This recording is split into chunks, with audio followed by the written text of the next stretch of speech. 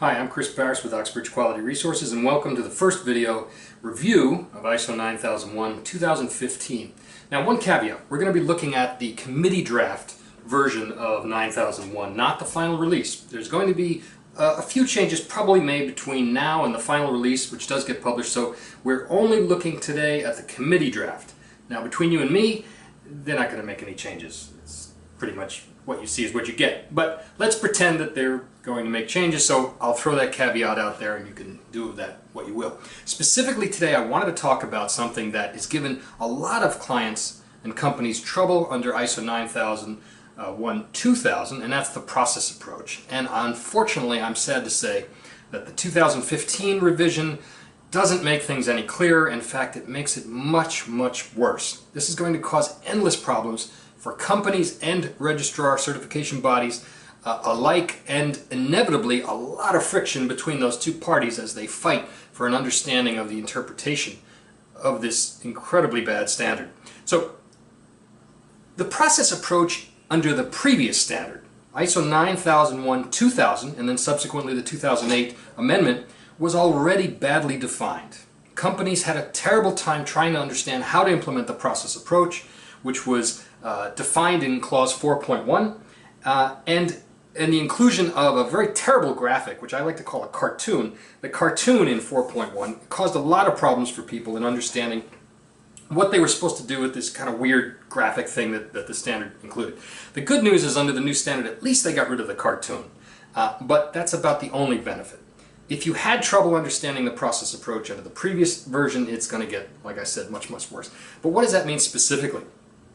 Specifically, well, first of all, is the term process. It is abundantly clear when you read the standard that no one on TC 176, on this group that writes the standard, is a process guy. There are no process people involved. They don't understand what a process is, and they actually don't understand what a system is, that a system is a nest of processes. Those concepts escape them completely, and it's evident in the current draft. Now, I don't want to just criticize, I want to give specific examples of why I'm making these statements. And specifically, for example, they cannot coalesce around a clear definition of what the word process means.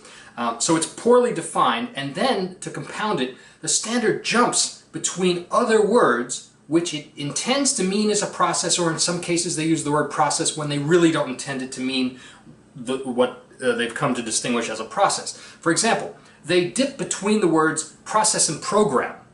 In the definition section under the new clause 3, the word audit is defined as a process. And I like that, because auditing is a process. It has inputs and outputs and all sorts of processy type of things, right? And that's a classic definition. However, then when you jump to the text, under the new requirements for internal audit, they call it a program, which is one of the problems in 2011. They never dealt with it as a process. So now you've got this two clauses within the standard already fighting. Is it a process and then subject to process controls, which normally would be under 4.1? Do we have to control it? Or is it a program and I don't have to apply any process controls? So these questions are going to be raised now about the internal auditing thing. Another term that's thrown into the standard is the word activity. Now, process people have a general understanding of these terms. An activity, a work step, a task, these are all subcomponents that when come together they make a process. Process management is the management of all those things. You don't give the same level of control and management on an activity as you do a process. That's the general understanding, and that understanding is completely lost on the writers of ISO 9001. So they throw in the word activity in some cases where they mean process, and other cases where they don't. Then there's another mention at some point of the word action. And there's other terms like this that are thrown in there that really confuse when am I supposed to engage a process, and therefore when do I engage all the process controls. Making matters worse, the second point is that there are sections in the standard that require mandatory processes, where it says you will have a process to do XYZ. For example, roughly equivalent to the old contract review activities. It now says you have to have a process to do contract review.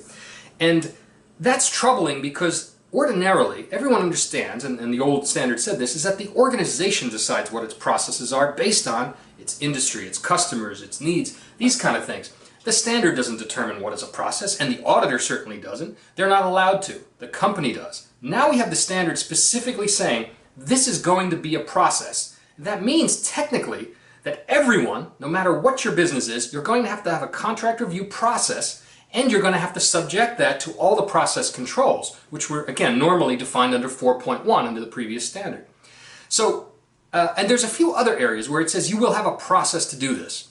ISO 9001-2000 suffered from the same problem under communication. It said that you're going to have processes to control communication. And auditors read that and said, well, you must have to have a communication process subject to 4.1. And a lot of companies did not do that. They didn't have a full-blown communication process that they measured with the same ways they did like production or manufacturing or inspection or purchasing. These are real processes. Communication never rose to that level, but the standard used the word and it confused people. Now under the new version we have that terminology being dropped 3 or 4 times in places, so they're mandating certain things should be a process. Now between you and me, I know that it's just a confusion on the part of the auditors, the authors rather. They threw the word process in there, not really realizing that every time they use the word, they're invoking all those process management controls, but that's what's going to happen. That's the way auditors are going to interpret it, so you need to get ready for that. Finally, there's a third problem, and that's the confusing use of the term process in other contexts by adding these other kind of adjectives or descriptive nouns. And there's 2 particular cases that are going to give us tremendous trouble. The first is there's a throwaway reference to main processes at some point in the standard. And by invoking the word main, just a 4-letter word, they're going to unleash a torrent of problems. In the AS world, under AS 9100, auditors right now are struggling to try to figure out when KPIs, or key process indicators, are required.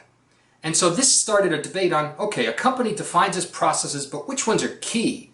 And the AS auditors are coming out saying, well, we don't care about any processes that aren't covered under 7. So if you have a management process or an auditing process, we're not going to audit that at the same level of depth. And we're not going to do a process effectiveness report on it the way we are your manufacturing processes. That's a problem, because for a company, I want all my processes to be important because I've decided which ones are important and I've labeled them as such. I don't want the auditor coming in and saying, well, this one's not that important and these are really important and I've just decided that myself. Under ISO 9000-2015, by the introduction of this word main, it opens up that floodgate. Now ISO auditors, not just aerospace, ISO auditors are going to be coming in and saying, well, the standard refers to main, therefore you need to define which of your processes are main, which are not so main, which are really, really poor orphan processes, and which are the ones we don't care about at all. And that's going to cause a lot of problems for people just because this word main is in there. There shouldn't be an arbitrary decider of what is a top process versus a lower process. The other one is a throwaway sentence that refers to, in passing, business processes. Now, if one understands English and understands how to read, if you read it, you realize that it's referring to business processes in a passive way, as if they're an extra on a movie set in the background. It's not saying you must have business processes, but it makes a reference to business processes outside of the scope of the quality system. And already we're seeing registrars and auditors, and the ink's not even dry on this standard yet, they're already heralding the fact that business processes are finally adopted in the quality management system. The reason they're doing this is that they have this vision, and they've had for many years, of driving companies towards an integrated management system which includes everything from environmental to social welfare to putting out fires to child labor, everything you could possibly think of. We want to cram into the ISO 9000 standard. And why? Because they're going to make a lot of money on it. That's why. And already now this one throwaway passage of business processes has got them on fire thinking about, oh, it's not a quality management system anymore, it's a business management system. And it's simply not true. It's not true. It's a throwaway passage that refers to business processes in passing, and that's it. But with that injection, now you're going to have auditors come in and say, this gives me license to now audit all your business processes, including accounting, your taxes, HR benefits, legal department. Anything that your company does is not going to be open to audit because of this one word in there that's going to be misconstrued. So those are the main problems with the process approach. The other one, I think, it could be a good thing, is that the process approach, the definition that used to be described under 4.1, is expanded out to a 10-point definition of what the process approach means. It makes things a little bit clearer, but really some of the points are just kind of split up from the old ones, and they kind of expanded it into 10 points by stretching it, with the inclusion now of a new requirement, risk, which we'll talk about in another video.